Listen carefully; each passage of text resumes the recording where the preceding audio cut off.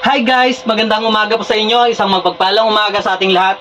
So ayun, may bago na naman po akong project na aking natapos. Nakaraan isang piso wifi and ngayon, charging station naman. Ito. So ayun, ito na po yung project ko ngayong taon. And ito po yung pinag-ipunan ko nung nag-aaral pa ako. Yung sa allowance ko na hinahati ko lang po na.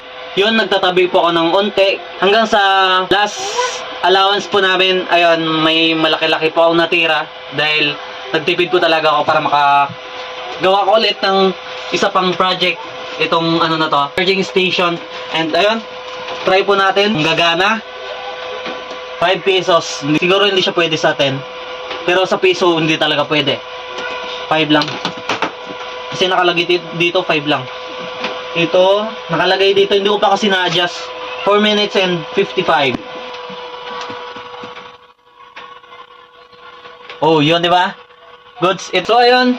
Abang-abang lang po kayo sa video. Baka may next project na naman po ako na aking gagawin. Hindi ko pa alam kung anong mga ano.